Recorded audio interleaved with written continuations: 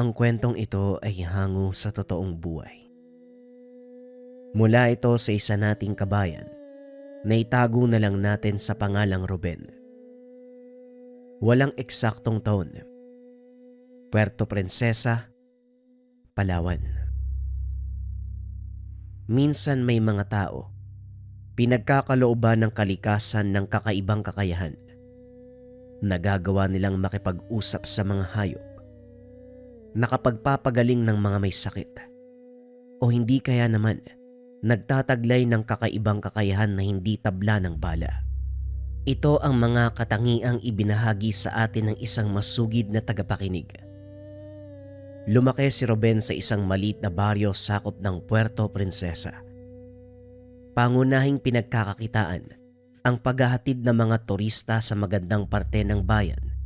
Nagmamay-ari ng malaking bangka ang mga magulang. Kalaunan siya din ang nangasiwa nito.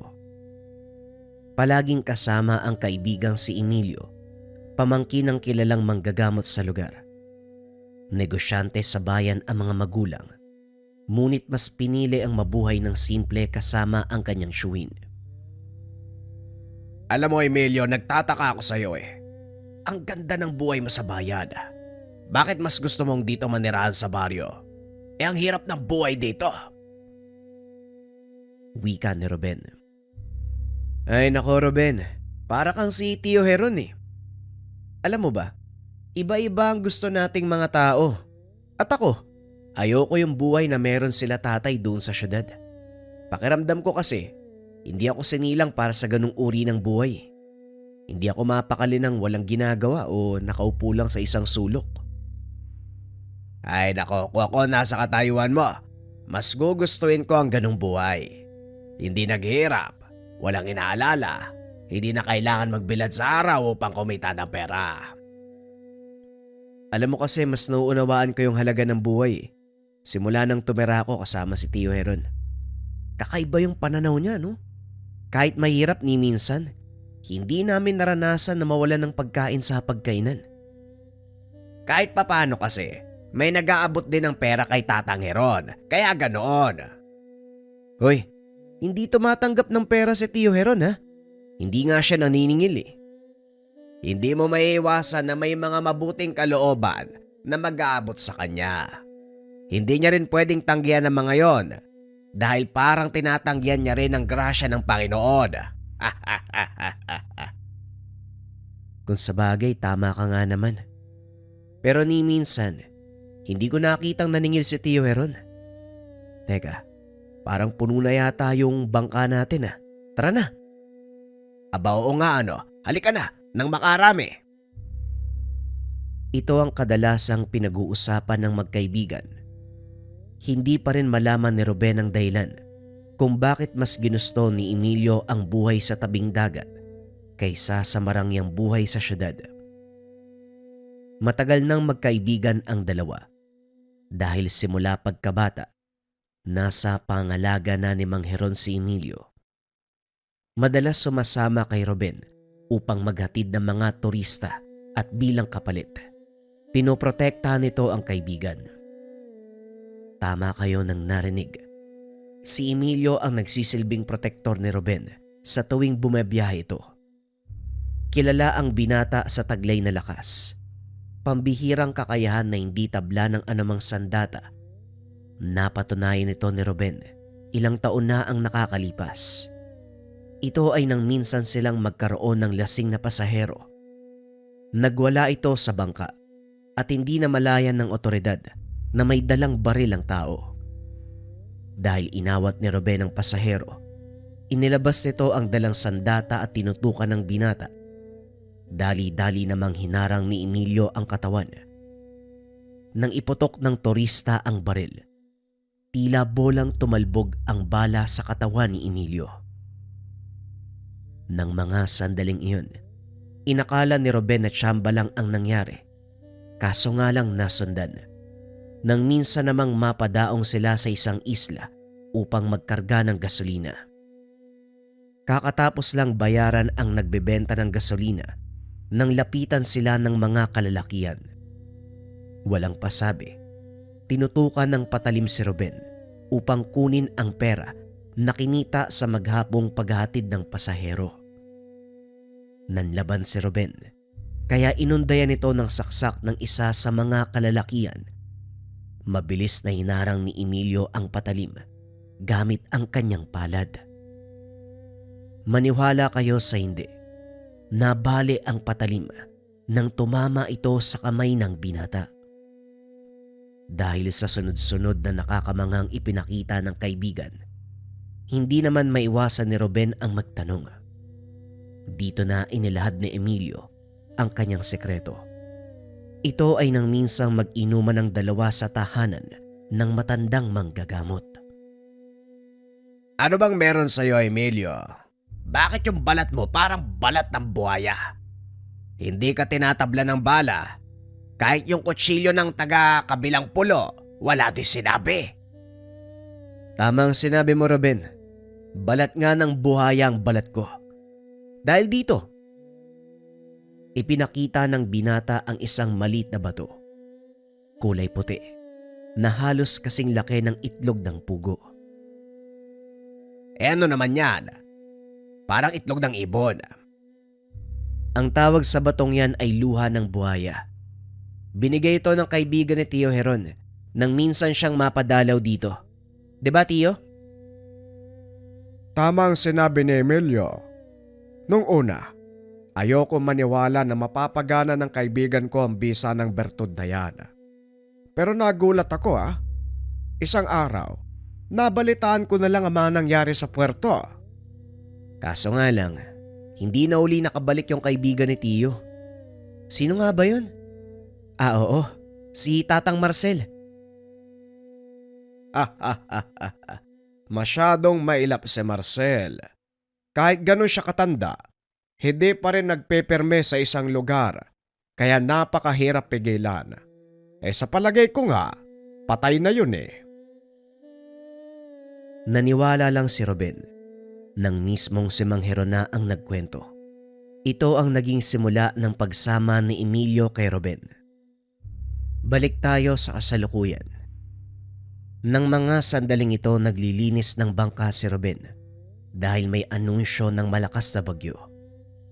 Alam ng binata na walang turistang dadayo upang tumawid sa kabilang pulo. Oh, hindi ba tayo babiyahe ngayon? Hindi muna. Mukhang malakas ang paparating na bagyo. Pansin ko nga rin lumalakas na yung hangin. Anong gagawin natin ngayon? Maglilinis lang muna ako ng bangka para sa susunod na biyahe. Kaya-ayang tignan. Di tutulungan na lang kita. Wala naman akong gagawin sa bahay O sige, pagkatapos ito, tambay tayo sa inyo. Pag-uusap ng dalawa. Habang naglilinis ang mga ito, isang lalaki ang lumapit. Batay sa pananamit, napagtanto ni Emilio na mula sa syudad ang lalaki. Magandang umaga. Maaari ba magtanong? Bungad ng lalaki. Inilapag ni Ruben ang hawak na pangkuskus. Hinarap ang lalaki. Opo. Ano po bang may paglilingkod namin? Naghahanap ako na maghahatid sa amin sa kabilang pulo. Halos lahat ng mga bangkero ayaw na magbiyahe. May bagyo daw na paparating. Ay nako, yun na nga ho Takot po kaming bumiyahe kapag masama ang panahon. Ano po ba ang sadya nyo sa kabilang isla? Pulis ako. May pinapahanap sa aming tao. May nakapagsabi na nasa kabilang isla nagtatago. Mukhang dumayo pa kayo mula sa syudad Kung hindi nyo po mamasamain, ano po bang kasalanan ng taong hinahanap nyo? Pasensya na, pero hindi ko pwedeng sabihin sa inyo ang dahilan. Matutulungan niyo ba ako? Mag-isa ka lang po ba? Oo, mag-isa lang ako. At handa ako magbayad ng malaking halaga kung sakaling may hahatid niyo ako sa islang yun. Nagkatinginan ang magkaibigan. Nang malamang mag-isa lang ang pasahero at handa itong magbayad ng malaking halaga. Ano, Emilio? Patusin ba natin? Ikaw ang bahala, ikaw yung may-ari ng bangka. Sige sir, Ano po ba? Balikan ba kayo? Depende. Kung mahanap ko siya kagad, mabilis tayo makakabalik. Pareho pa rin ang bayad.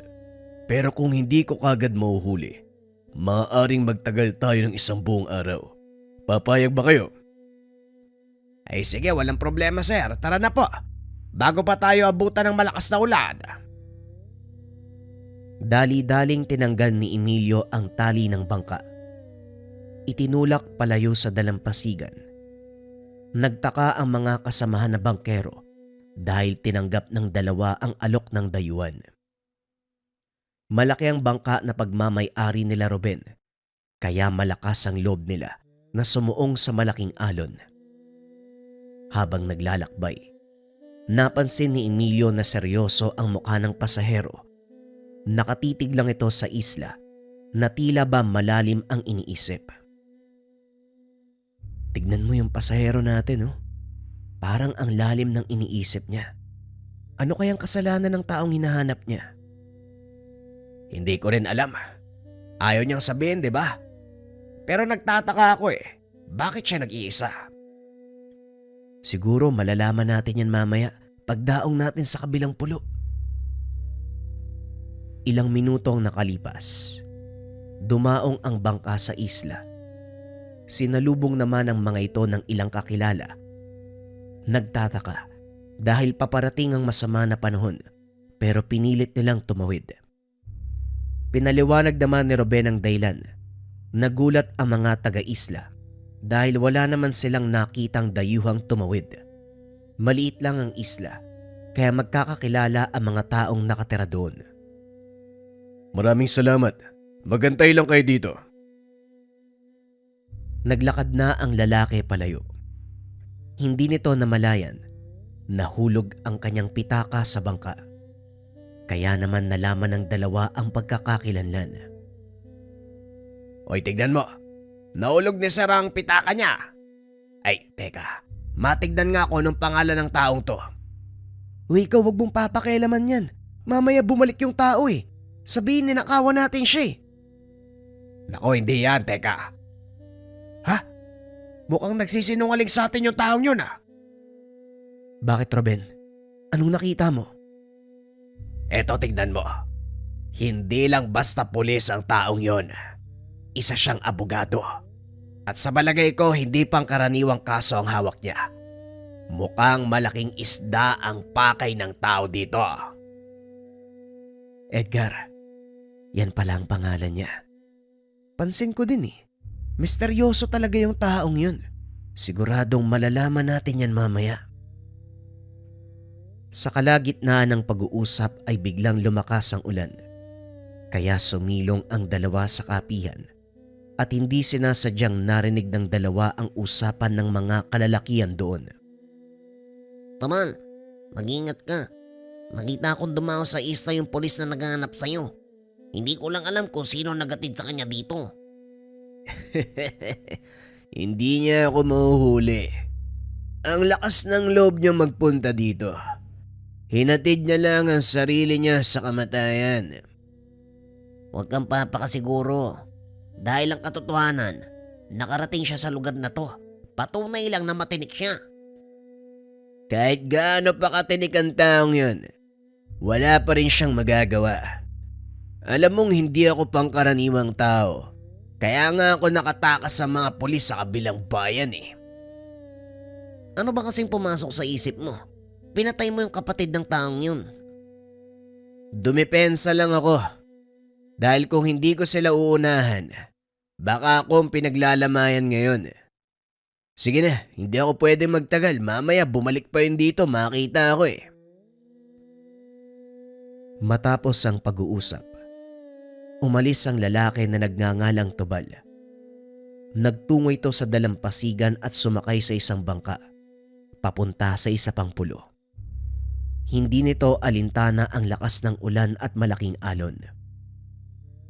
Maya-maya ay dumating ang pulis. Kaagad namang nagtakip ng muka ang isa pang lalaki. Pasimpleng lumabas. Lumapit ang pulis sa kinaroroonan ng dalawa. Mukhang wala nga siya sa lugar na ito. Wala na ako magagawa. Naikot ko na ang buong isla pero wala talagang palatandaan. Sandali lang. Ang pangalan ba ng taong hinahanap mo ay Tubal? Paano niyong nalaman? Medyo napalakas ang boses ng lalaki, kaya tinakpan ito ni Ruben. Huwag kang maingay, sir. Halika na sa bangka. Sasabihin namin sa iyo mga nalaman namin. Dali-daling sinuong ng tatlo ang malakas na ulan upang siguradong ligtas ang lugar ng pag-uusapan.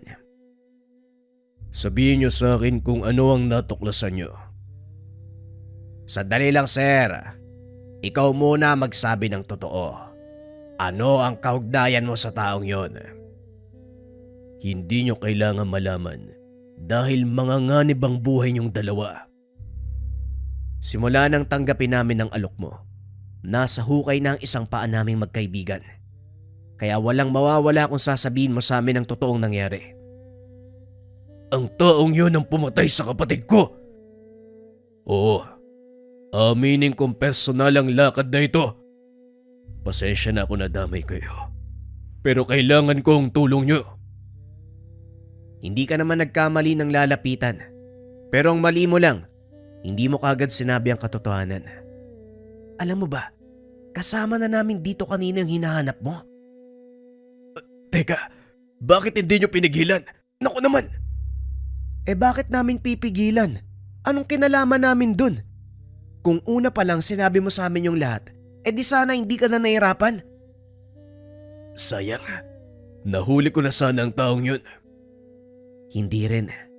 Narinig ko sa kasama niya na hindi pangkaraniwang tao yung hinahanap mo. Tama ka. Merong kakaiba sa taong yun.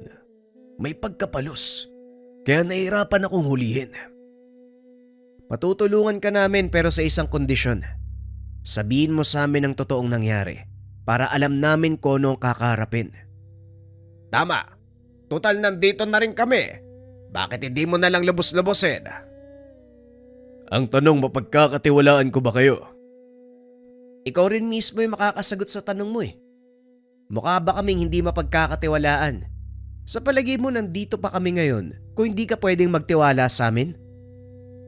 Gusto ko lang makasiguro. Dahil maraming beses na ako nagtiwala. Pero sa huli, nilalaglag nila ako. Ibahin mo kami, sir. Hindi kami sumisira sa salita.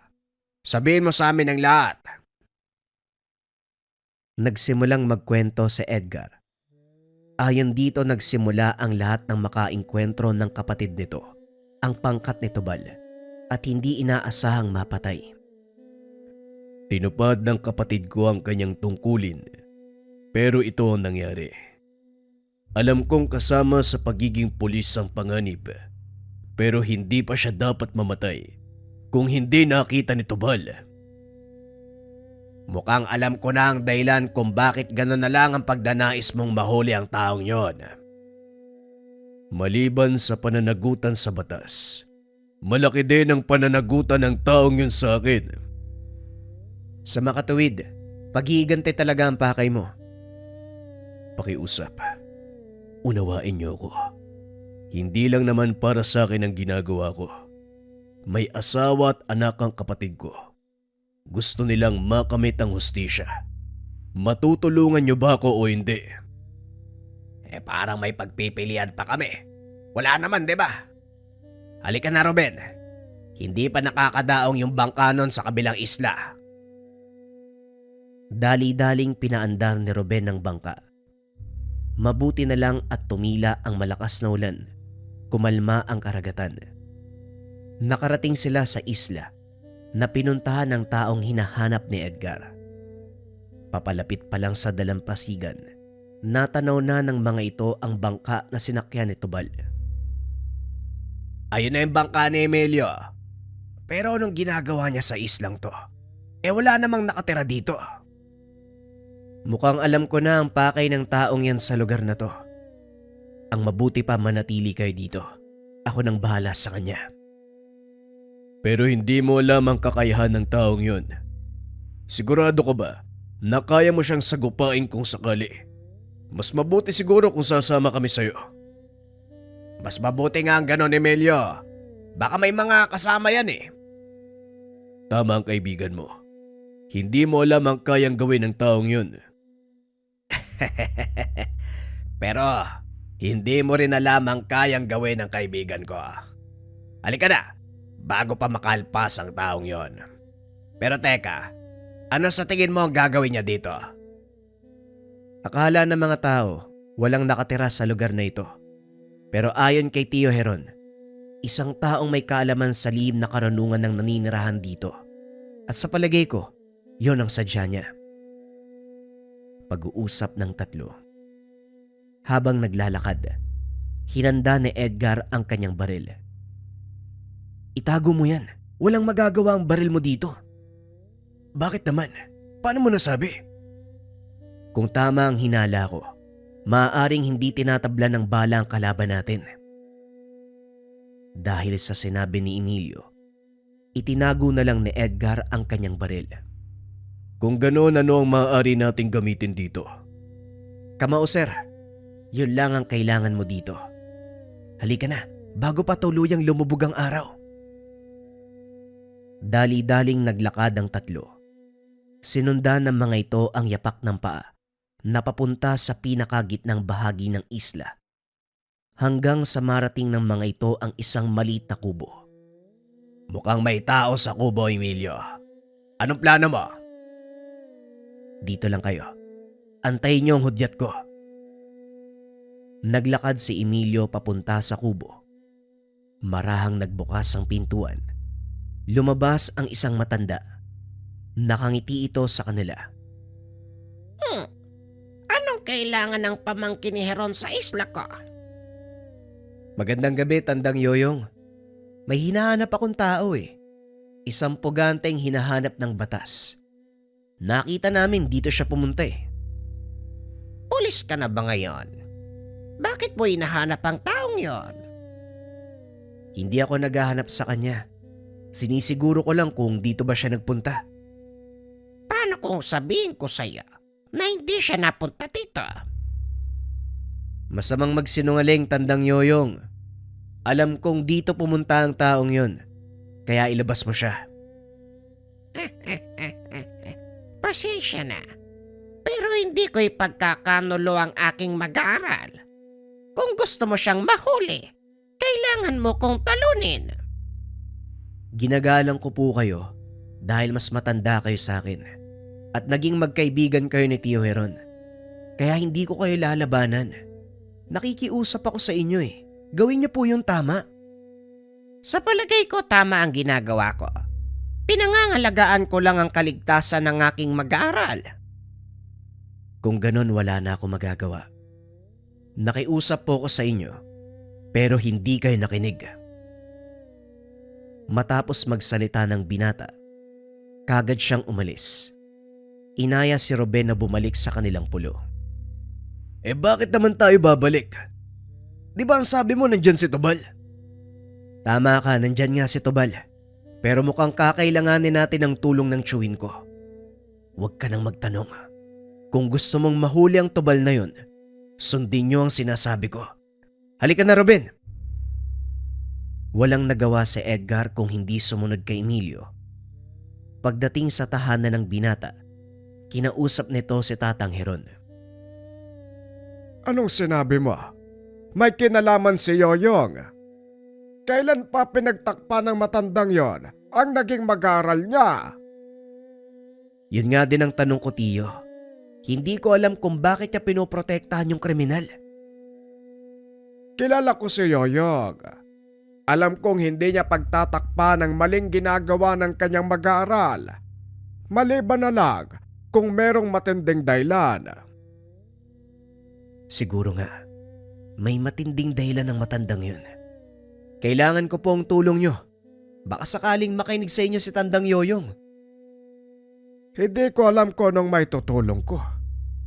Pero sige, bukas na bukas tatawid tayo sa isla ni Yoyong. Ikaw huwag kang mag-alala dahil hindi lalayo ang taong hinahanap mo. Lalo pat pinoprotektahan nito ng isang malakas na antingero. Magpahinga ka muna, Edgar. Alam kong pagod ka din eh. Kinagabihan, Upang maging kalmado ang sitwasyon, nagdala ng maiinom si Ruben. Alam ng binata na marami itong iniisip at kailangang bigyan ng solusyon. Kinabukasan bumuti ang panahon. Kinuha ng pangkatang pagkakataon upang puntahan ang isla ni Tandang Yoyong. Sigurado ba kayo sa gusto niyong gawin? Opo, sigurado po. Kailangang mahuli ang taong yun upang panagutan ang kasalanan niya sa batas. Hindi mo na kailangan magkunwari sa amin. Alam ko ang totoong pakay mo. Normal lang para sa isang kapatid ang magalit. Pero huwag kang magpapadala dito dahil tuluyan kang lalamunin ng poot at hindi ka makakapag-isip ng maayos. Maraming salamat po sa payo. Pati na rin po sa tulong niyo. Hindi ko po mahuhuli ang taong yun kung hindi dahil sa inyo. Lalo na sa pamangkin at sa kaibigan niya. Walang anuman, sir. Sabi nga ni Emilio, kung sinabi mo lang na mas maaga, edi sana nagawan ka agad ng paraan. Maganda na kayo. Nandito na tayo. Sumadsad sa dalampasigan ang bangka. Isa-isa silang bumaba. Nauna sa paglalakad ang magtsuwin. Ngunit hindi pa man sila nakakalayo sa dalampasigan, biglang pinahinto ni Mang Heron si Emilio. Sandali lang. Hindi na natin kailangan pumunta sa bahay ni Yoyong. Mukhang sila na mismo ang sumalubong sa atin. Wika ng matanda habang itinuturo ang dalawang kataong naglalakad. Isang matanda, isang lalaki na halos kay dadlang ni Edgar. Anong ginagawa mo dito, Heron? Hindi ba may usapan tayo? Oo, may usapan tayo. Pero hindi nun saklaw ang pagkonsente ko sa masamang gawain. Pinoprotektahan mo ang isang taong nakagawa ng kasalanan sa batas. Hindi ko kailanman maaaring pabayaan ang aking estudyante, lalo pat alam kong maaari siyang mapahamak. Yan din ang dahilan ko sa pagpunta ko dito. Hindi ko maaaring pabayaan ang pamangkin ko. Kung kinakailangan makipaglaban, yon ang gagawin ko. Kung ganon, ano pang inaantay natin? Hindi nagdalawang isip si Tandang Yoyong. Kagad nagbato ng tigalpo. Maging si Ruben at Edgar ay natamaan. Naparalisa ng panandalian ng katawan. Kinuha naman ito balang pagkakataon upang sugurin si Emilio. Malakas sa suntok ang binigay sa binata, kaso nga lang hindi ito tumalab kay Emilio. Nagsasayang ka lang ng lakas, kaibigan. Hindi mo ako mapapatumba na mga ganyang suntok. Alam ko, pero hindi pa ako tapos. Biglang nawala si Tobal sa paningin ni Emilio. Pinakaramdaman ng paligid.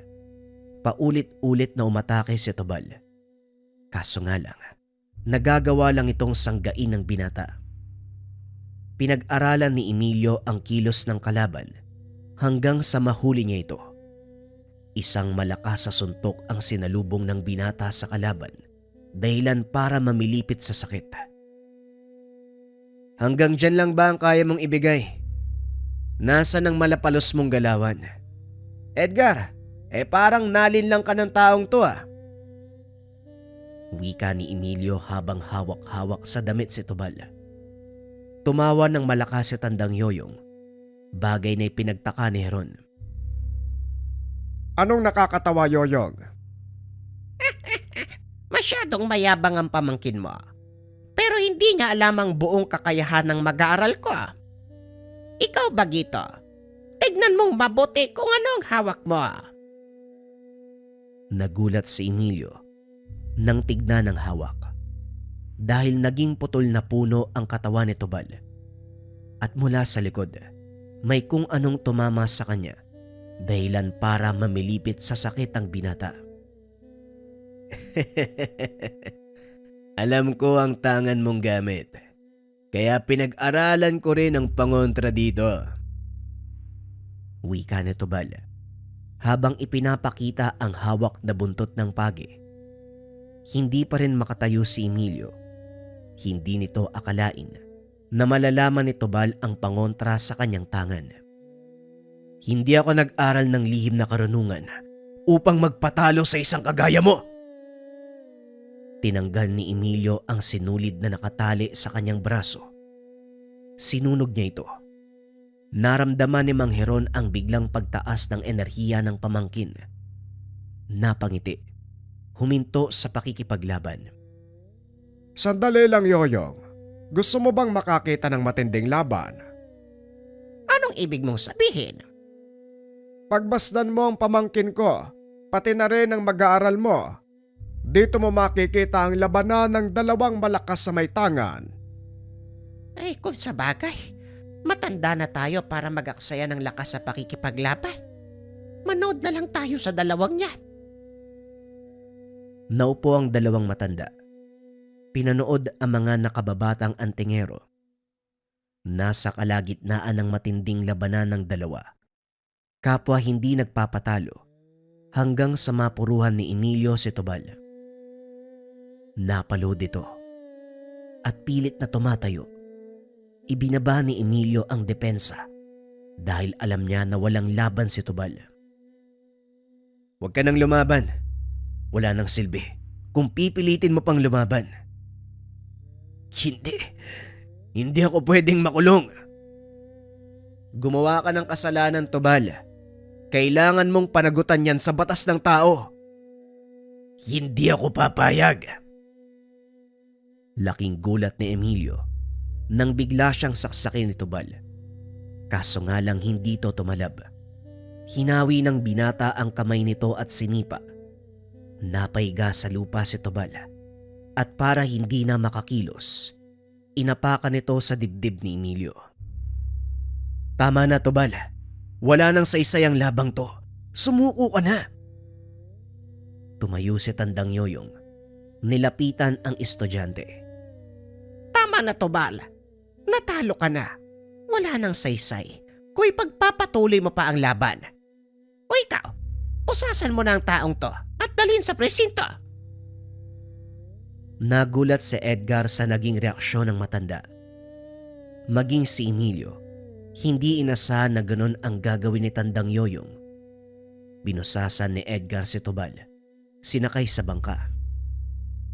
Ang akala ko ho ba, hindi mo isusuko ang estudyante mo? Hindi naman ako konsentidor. Sinubukan ko lang kung talagang pipiliin ni Tubal ang pagiging masamang tao. At nung panahong nagpunta ka dito, kinausap ko ang taong yon. Po, anong sinabi niyo? Pinapili ko siya kung paninindigan niya ang pagiging masama o susuko at hahanapin ang ginawang pagkakamali.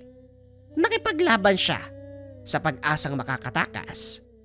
Ngunit siguro napagtanto niya wala ding patutunguan ng pagtakas sa batas kaya pinili niyang sumuko.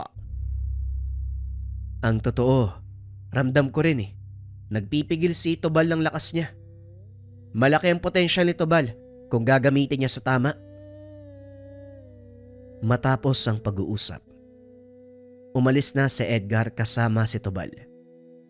Laking pasasalamat nito sa dalawang binata, gayon din sa dalawang nakakatandang manggagamot. Ilang araw ang nakalipas. Muling nanumbalik sa dating trabaho ang dalawa. Kaso nga lang, ilang taon ang lumipas. Isang balita ang tuluyang nagtulak kay Emilio na bumalik sa piling ng mga magulang. Ito ay ang kanilang pagkamatay sa hindi inaasahang pagkakataon. Nagpaalam ang binata sa kaibigan at sa tiyuhin, kasabay ang pagpapaalam sa nakalakihang buhay. Ngunit paminsan-minsan ay dumadalaw pa rin sa puerto upang makipag-inuman sa kaibigan. Bagaman nakalayo na, hindi pa rin nagbago ang pagkakaibigan ni Ruben at Emilio. Sa tuwing magkasama, napag-uusapan nila ang mga karanasan nang minsan nilang maranasan ang lakas ng tangan ng bertud ng buhaya.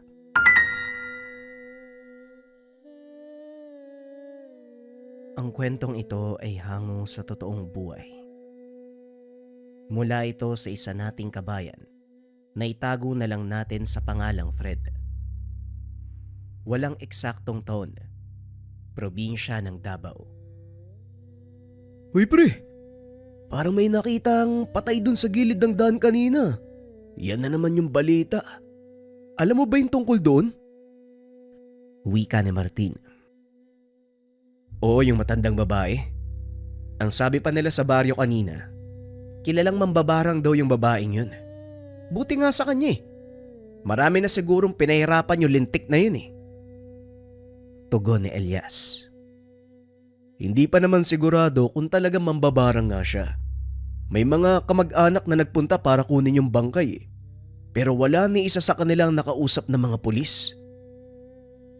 Normal lang yun no? Ikaw ba naman? Sasabihin mo bang mambabarang yung mga kamag-anak mo? Natural hindi sila magsasalita tungkol sa usapin na yun. Eh paano mo nalaman na may namatay? Pangatlo ka nang dumaan dito sa bahay na nagsabi tungkol dyan. Halika na nga, samahan mo ako sa bukid. Maghahatid ako ng pagkain kay tatay. Nang mga panong ito, nakatira ang magkaibigang Elias at Martin sa isang maliit na baryo. Medyo malayo na sa bayan ng lugar at nasa bandang paanan ng kilalang bundok sa probinsya ng Davao. Ang pangunahing pinagkukunan ng pagkain ay pagsasaka at pagtatanim ng gulay. May ilang ding nagtatrabaho sa pataniman ng prutas sa lugar. Mataba ang lupa sa probinsya, dahilan kung bakit maganda ang tubo ng mga prutas. May sariling lupang sakahan sina Elias at ito ang pinagkakaabalahan ng mga magulang ng binata. May mga tanim silang singkamas, mais at kung ano pang mga pananim na maaaring ibenta sa merkado. Nakasanayan na ni Elias ang ganitong pamumuhay. Simula bata katuwang na ito ng ama sa pag-aalaga ng kanilang mga pananim. Hanggang sa matutunan nito ang lahat ng pamamaraan para makapagpatubo ng magandang klase ng mga gulay. Halos hindi na sulit ni Elias ang pagkabinata. Mas inuna nito ang pagtatrabaho sa kanilang bukirin kaysa makipaglaro o sumama sa mga kaibigan. Iisang tao lang ang lubusang nakaunawa sa binata. Ito ang kaibigang si Martin. Halos sabay lumaki ang dalawa. At dahil magkalapit lang ang tahanan, ito ang naging kalaro ni Elias simula pagkabata. Pareho ding magsasaka ang mga magulang at halos magkatabi lang ang lupang sinasaka ng mga ito. Paminsan, sabay pa silang naghahatid ng baon sa kanika nilang mga magulang na nagtatrabaho sa bukid. Abala ang mga ito lalo na kapag panahon ng taniman at pag-aani. Halos buong araw silang nagtatrabaho at kung minsan inaabot pa ito ng gabi. Nakasanayan na ng magkaibigan ang ganitong mga gawain at para sa kanila, laro na lang ang pagtatanim at pag-aani ng mga kulay. Dahil na rin sa trabahong ito, nagkaroon ng hindi pangkaraniwang karanasan sa Elias. Bagaman laki sa kabundukan at sa makalumang estilo ng pamumuhay, hindi naniniwala ang binata sa mga pamahiin, lalo na sa mga kwento ng nakakatanda tungkol sa mga engkanto, aswang at iba pang may kinalaman sa kabilang dimensyon. Para sa kanya ang lahat ng ito ay pawang imahinasyon lang ng mga taong pinagmula ng kwento. Ginagawang panakot sa mga bata upang hindi lumabas ng tahanan pagsapit ng dilim. Ano, Elias? Kayo na lang ba ni Martin yung tatapos sa pagdadamo sa taniman? Masakit na ang likod ko eh. Opo tay, kami na po ang bahala doon. Konti lang naman yun eh. Hindi na siguro kami aabuti ng tanghalian. O sige, talin mo na ang kalabaw at pakainin mo sa gilid ng saba para mabawas-bawasan naman ang mga damo doon. Ingatan mo lang na huwag mapunta sa taniman ng pechay at baka. Wala tayong aanihin. Napakatakaw pa naman ng kalabaw na yan. Oo nga po eh. Parang ayaw pang tumigil sa kakakain. Ewan ko ba dyan sa kalabaw nyo? Hayaan mo na. Ang mahalaga kahit papano, napapagaan ang mga trabaho natin. Sige na, tatanghaliin na kayo. Matapos mag-agahan, kagad lumakad si Elias. Dinaanan nito ang kaibigan bago tumuloy sa pataniman. Mabuti naman nandito ka na. Nagbaon ka ba ng makakain? Hindi na, sandali lang naman ang trabaho natin doon eh. At isa pa, kung sakaling magutom man ako, marami namang buko sa paligid. Kung sa bagay, pagkatapos ng trabaho natin punta tayo sa sentro ha. Balita ako may palabas doon mamayang hapon eh. O sige, pero tapusin muna natin yung trabaho. Baka magalit si na tatay. Habang naglalakad, hila-hila ni Elias ang alagang kalabaw. Nang bigla itong mapahinto dahil tumigil din sa paglalakad ang alaga.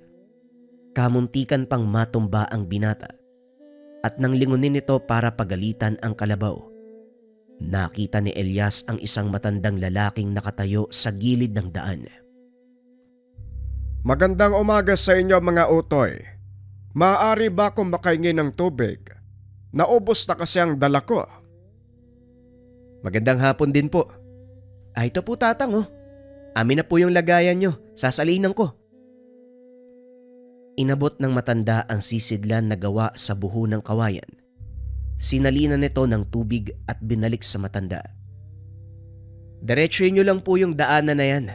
Tapos lumiko po kayo sa unang kanto. Diretso uli. Paglagpas nyo ng sagingan, yun na po yung sentro. Maraming salamat Eho. Sige na, mukhang naabala ko kayo ng sobra. Walang anuman tatang. Mag-iingat po kayo. Napansin ni Elias na tila ilag ang kalabaw sa matanda. Habang naglalakad ito ay panay ang lingon ng kalabaw na parang may kung anong kinakatakutan. Napansin mo ba Elias? Parang sobrang tanda na ng taong yun ah. Tapos ang layo pa yata ng pinanggalingan. Oo nga eh. Sa palagay ko doon siya nakatira sa kabilang nayon. Malapit sa Kagulangan. Puro katutubo na ang nakatira doon ah. At saka kung doon ang galing ang matandang yun, bakit mag-isa siyang naglalakbay? Hindi ba grupo kung bumaba ng bayan ng mga katutubo? Hindi naman siguro katutubo ang matandang yun. Hindi itim ang balat niya eh. Pero nakita mo ba yung mga tattoo niya sa braso? Pati yung suot niyang mga kwintas? Hindi ko namalayan Elias eh. Bakit? Ano bang meron? Basta, parang may kakaiba sa matandang yun eh. Ay nako, hayaan mo na. Halika na, mataas na ang araw. Nagpatuloy sa paglalakad ang dalawa hanggang sa makarating ang mga ito sa taniman ng gulay. Sinimula ng trabaho at bago man ang halian, nagawa nila itong tapusin. Nagkayayaan ang dalawa sa bahay na lang ni Martin mananghalian. Pagdating sa bahay ng kaibigan, napansin nila ang napakadaming tao. Hindi niya na itatanong, kapitan ng baryo ang tatay ni Martin at ang mga panauhin sa tahanan nila ay mga kagawad at tanod. Naku, mukhang dito nagdaos ng pagpupulong sina tatay ah. Doon na lang tayo sa likod dumaan para hindi makaistorbo. Naglakad ang dalawa paikot sa kusina. Pagpasok sa tahanan, narinig ng mga ito ang pinag-uusapan ng mga tao. Ayon sa mga kagawad, may natagpuan na namang patay sa kabilang baryo. Masyadong brutal ang pagkakapatay dahil pinugutan ng ulo ang biktima. Isinabit sa mahabang buho ng kawayan. Mukhang talamak na talaga ang pagpatay sa lugar natin ah. Ano kaya sa tingin mo yung dahilan? Hindi ko alam Elias eh. Pero yung namatay nung nakaraang araw, ang sabi nila mambabarang daw yun eh. May ilang ding nagsabi na aswang. Hindi ko alam kung anong paniniwalaan ko doon eh. Kung ako ang tatanungin mo, hindi ako naniniwala sa mga ganun. Bakit? May pruweba ba sila? Wala nga eh. Sabi-sabi lang naman din yung narinig ko. Pero malay natin, totoo. Baka may ginawa nga masama ang taong yun, kaya siya pinapatay. Ewan ko lang ha. Pero sabi mo nung nakaraang araw, matandang babae yung pinatay, diba? Sa tingin mo, gagawa ba ng masama ang isang matanda? Baka naman napagdiskitahan lang ng mga walang magawa dyan sa kanto. Ay naku, bakit ba natin pinagtatalunan ng bagay na yan? Kumain na nga lang tayo. Habang kumakain ang magkaibigan, patuloy sa pag-uusap ang mga kagawad. Panandaliang pumasok ng tahanan ang tatay ni Martin upang kumuha ng tubig. Oh, Martin! Nandito na rin pala kayo. Kumusta ang taniman? Maayos naman po tay, pero teka, narinig namin may pinatay na naman. Oo kagaya nung nauna. Babae pa rin mula sa kabilang baryo. Usap-usapan na naman na mangkukulam daw ang babaeng yon, kaya sinintensya ng kung sinong berdugo. Napailing na lang si Elias dahil sa palagay nito. Ginagawa ng dahilan ng mga tao ang mga mambabarang at mangkukulam para pumatay. Pasensya na po kapitan pero parang ginagawang dahilan ng mga tao ang mga mambabarang at mangkukulam Parang yun yung nilulusot nila para pumatay ng tao. Yan din ang akala ko. Pero isa sa mga kagawad mula sa kabilang baryo ang nag-imbestiga. Pinuntahan nito ang tahanan ng biktima. May mga nakuwang libreta, mga bungo ng tao, larawang nakasilid sa garapon, at manikang gawa sa dayami. Ang ilan nga, may mga nakatusok pang karayom.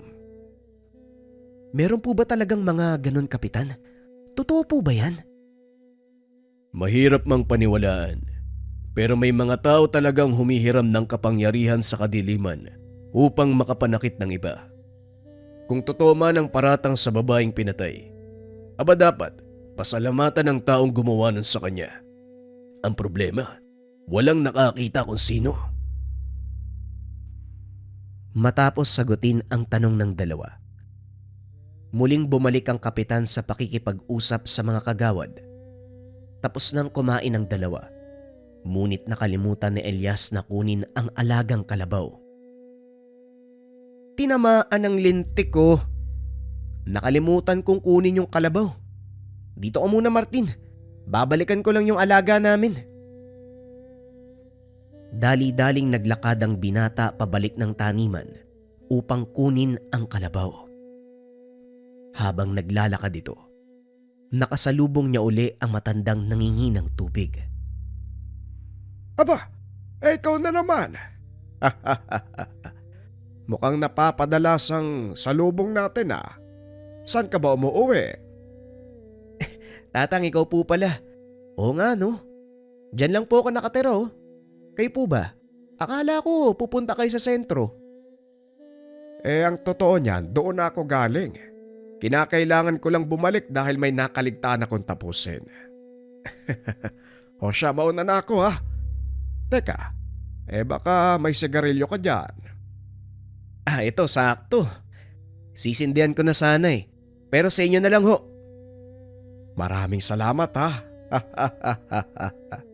Mag-iingat ka sa pagpunta sa taniman. Sige na, mauna na ako, Otoy. Napakamot ng ulo ang binata dahil alam ng matanda kung saan siya pupunta. Ayos yung matandang yun Kanina tubig, ngayon naman sigarilyo. Pero paano niyang nalaman na sa taniman ako pupunta? Ay nako, paala na nga. Tanong ng binata sa sarili. Patuloy na naglalakad hanggang sa makita ang alagang kalabaw. Kinalas ang tali, hinila pauwi. Habang nasa daan, naramdaman ni Elias na tila bumabagal sa paglalakad ang kalabaw. Nilingon niya ito. Laking gulat ng binata nang makita ang isang matandang babae nakasakay sa likod ng alaga. Halos mapasigaw ang binata dahil nakakatakot ang itsura nito. Gulo ang buhok, maitim ang mga ngipin at naghahabaan ang mga kuko. Ano pong ginagawa niyo sa likod ng kalabaw ko? At saka, paano po kayo napunta dyan? Hindi naman siguro masama kung sasakay ako sa likod ng alaga mo. Nakakapagod maglakad. Kanina pa ako tago ng tago sa matandang si Teroso. Sa isip ni Elias, baliwang matanda, kaya kung ano-ano ang sinasabi. Ganun ho ba? Wala akong problema, pero saan po ba kayo pupunta? Diyan lang. Sige, hilahin mo na ang kalabaw. Dahil bagyang nakaramdam ng takot, nagpatuloy sa paglalakad ang binata. Hindi ito lumilingon. Kahit naririnig na panay ang hagikgik ng matanda na parang may kung anong pinagtatawanan. Nairita si Elias, kaya hinawakan nito ang itak na nakasugbit sa kanyang tagiliran. Binunot, tinutok sa matanda. Kaso nga lang nang lumingon si Elias ay wala na ito sa likod ng kalabaw. Tinamaan ng patis. Saan kaya nagpunta yun? Putik, kinikilabutan ako ah. Dali-daling sumampa sa likod ng kalabaw ang binata. Hinataw ito ng maigi. Mabilis na kumaripas ng takbo ang kalabaw. Habang si Elias naman, panay ang lingon sa likuran. Ngunit biglang napahinto ang kalabaw, dahilan para mahulog ang binata. Nang tignan niya kung ano ang dahilan, nakita nito ang matandang babae. Mukhang magagamit kita. Tumayo ka, bata. Sundin mo ang lahat ng sasabihin ko kung ayaw mong matulad sa alaga mo. Wika ng matanda habang tinuturo ang kalabaw. Nanlaki ang mga mata ni Elias nang makitang pinagpipiesta na ng uod ang buhay na katawan ng alaga. Anong ginawa mo sa kalabaw ko? Walang yaka, matanda ka. Anong klase ka? Hindi mo na kailangang malaman. Ngayon, kung ayaw mong pagpiestahan ng mga alaga kong insekto, sundin mo ang sasabihin ko. Eto, kunin mo ang bato. Lunukin mo. Bakit ko lulunukin? Anong meron dyan? Huwag ka nang magtanong. Lunukin mo ang bato. Dali-daling kinuha ni Elias ang bato. Inilapit sa kanyang bibig. Naalala ng binata na may hawak siyang itak. Kaya salip na lunukin ng bato, tinapon niya ito at tinaga sa muka ang matanda. Napasigaw ito. Nagpagulong-gulong sa lupa. Kinuha naman ni Elias ang pagkakataon para tumakbo. Hila-hila pa rin ang kalabaw at nang makarating sa tahanan nila Martin, nagulat ang mga kagawad. Natumba ang mga imbaka ng tubig nang madaanan nito ng kalabaw. Elias, ano bang ginagawa mo? Bakit mo naman pinakaripas ng takbo yung kalabaw? Alam mo namang may mga bisita ako eh. Puro ka talaga kalokohan. Ano po kasi? May matanda, pinakain niya ng Ayusin mo ang pagsasalita. Napano ka bang bata ka? Hindi makapagsalita ng maayos sa Elias ng mga sandaling iyon. Lalo na nang makita, wala nang uod sa katawan ng kalabaw. Teka, anong nangyari? Bakit nawala yung mga uod? Ano bang uod yung sinasabi mong bata ka? Nakainom ka ba? Hindi po. Totoo po yung sinasabi ko eh. May nakasalubong ako matanda kanina. Tapos meron po siyang pinapalunok sa akin. Tinakot pa nga ako eh. Naku, hindi ko lulunukin. Ipapakain niya ako sa mga alaga niyang insekto. Ay nako. Mga kabataan nga naman. Martin, bigyan mo nga ng kape yung kaibigan mo ng may masmasan. Dali-daling lumabas ng bahay si Martin. Inabot kay Elias ang tasa ng mainit na kape. Ano ba kasing nangyari, Elias? Bakit ka ba natataranta? Sa palagay ko, nakita ko na yung sinasabi mong mambabarang o mangkukulam eh. O baka aswang eh. Basta nakakatakot yung itsura niya. Nataga ko pa nga yung muka eh. Nataga mo sa muka? Anong ginamit mo? Yang talbos ng tubo Ay nako Elias, iwas-iwasan mo yung bisyo ha. Kung ano-ano ang nakikita mo eh. Nagulat si Elias nang tignan ang hawak. Alam nito sa sarili na may dala siyang itak. Kaso nga lang ang ipinagtataka, paanong naging talbos ng tubo ang hawak na sandata? Teka, Paano nangyari yun? Hindi ako nagdadamo, Martin. Alam mo yan. Totoo ang sinasabi ko. Hindi ko alam kung anong nakita ko. Pero sigurado ako, hindi pangkaraniwang tao ang isang yun. Elias, seryoso ka ba sa sinasabi mo? Seryoso nga ako. Pero hindi ko alam kung ano talaga ang nangyari. Alam ko totoo ang lahat ng yun eh. Naamoy ko pa nga yung mabahong hininga ng matanda. Pag-uusap ng magkaibigan. Hindi na natuloy ang plano ng mga ito na magpunta sa sentro dahil sa nangyari kay Elias. Minabuti nilang manatili sa tahanan ng kaibigan sa takot na baka maulit ang nangyari at mataranta na naman si Elias. Kinagabihan habang pauwi ng bahay, naramdaman ng binata na bumibigat ang kanyang ulo. Unti-unti ring umiinit ang kanyang katawan. Saktong nakaapak ang paa nito sa atangan ng bahay. Akmang aakyat nang biglang makaramdam ng panghihina. Nahulog sa hagdan si Elias, dahilan para makuha ang atensyon ng ama. Elias, anak, ano bang nangyayari sa'yo? Bakit inaapoy ka ng lagda? Hindi makapagsalita ang binata. Nanginginig ang buong katawan habang namimilipit sa sakit ng tiyan. Inalalayan ni Mang Aurelio si Elias. Inhiga sa mahabang upuan sa sala. Maya-maya ay napasigaw ito habang sinasapo ang dibdib. Dali-daling tinignan ng matanda ang katawan. Kaso nga lang wala siyang makitang palatandaan na maaaring maging dahilan ng iniinda ng anak. Hindi ko maintindihan ang nangyayari, Elias. Sabihin mo sa akin, anong nararamdaman mo? Masakit tay.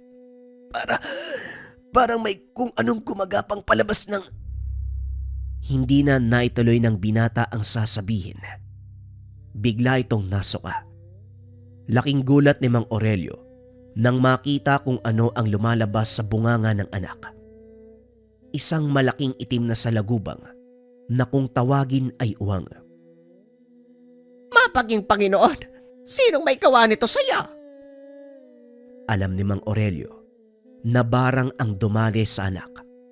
Kaya dali-dali itong nagpunta sa sentro upang sunduin ang isang manggagamot. Saktong palis na ito nang dumating si Martin. May dalang isang galon ng lambanog ang binata. Aayain sanang uminom ang kaibigan.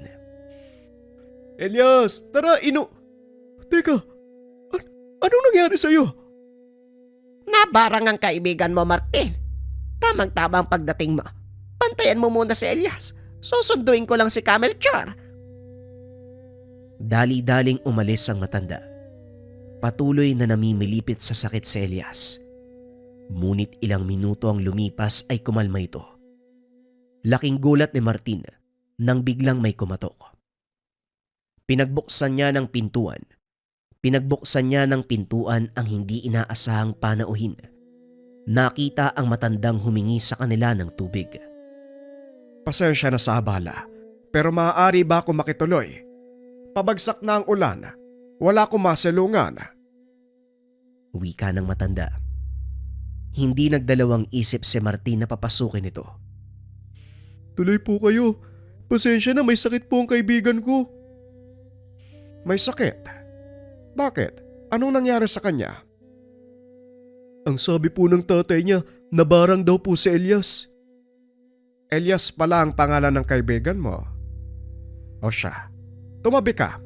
Titignan ko siya. Naupo ang matanda sa tabi ng binata. Dinama ang pulso nito. Maya-maya ay tumayo. Hinarap si Martin. Totoo ang sinasabi mo. Nabarang nga ang taong ito. Maganda ka ng mainit na tubig. Lagyan mo ng isang dakot na asin.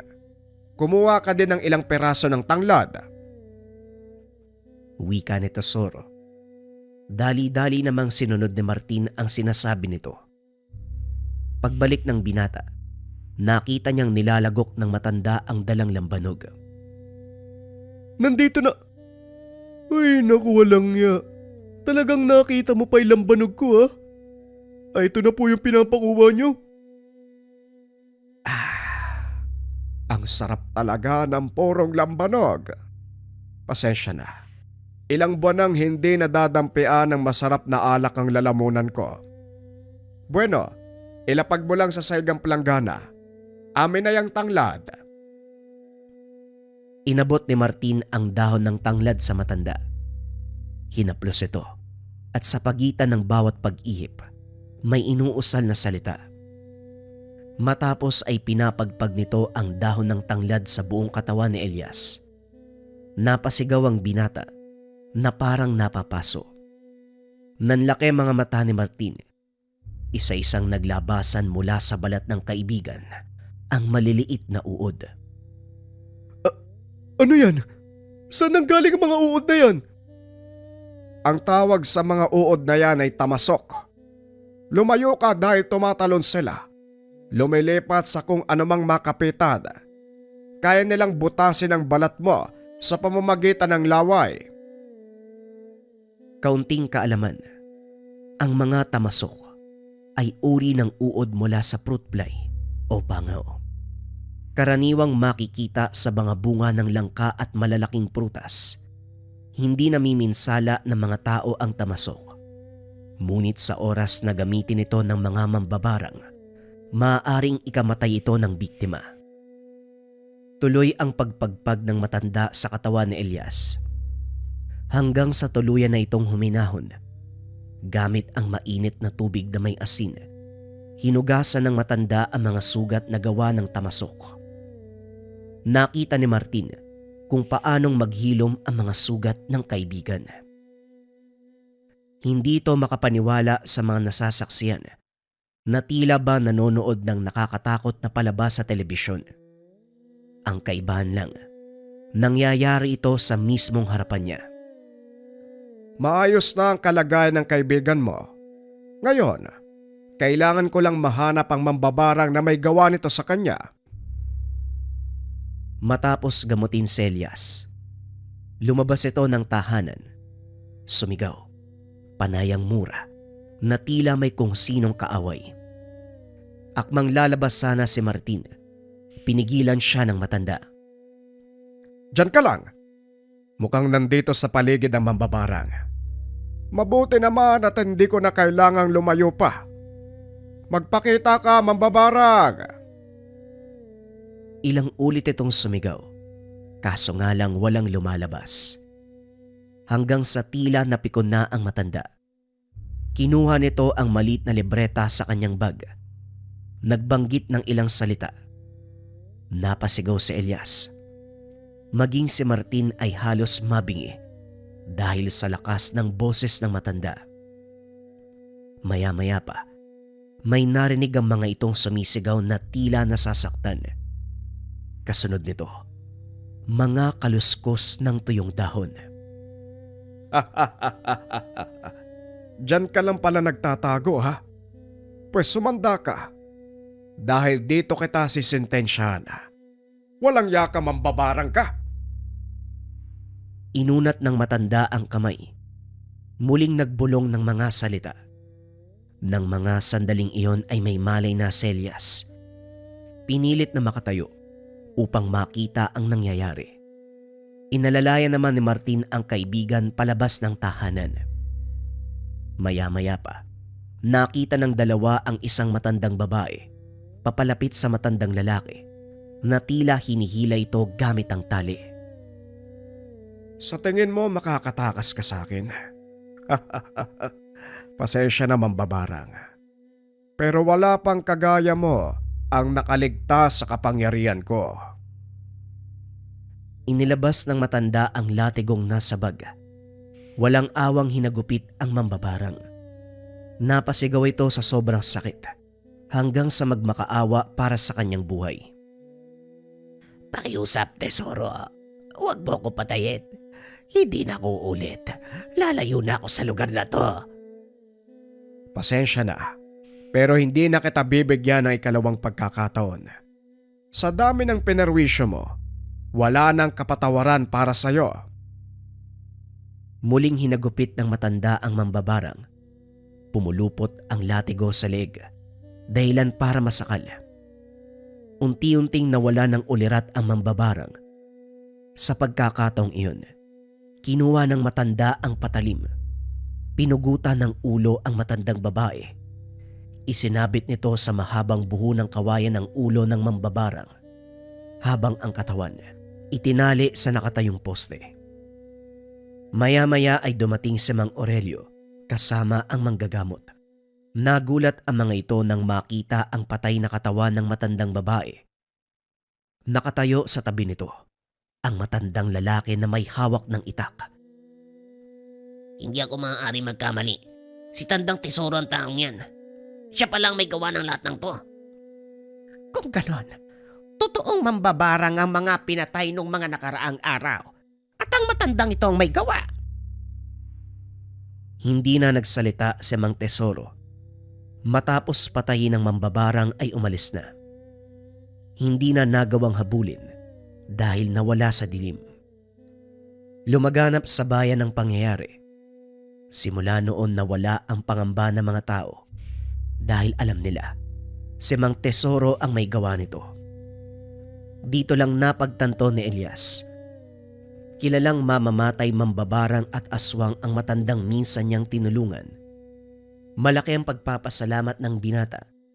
Binigyan siya ng ikalawang pagkakataon para mabuhay at makilala at makasama ang isang ermitanyo na pumapatay ng mambabarang.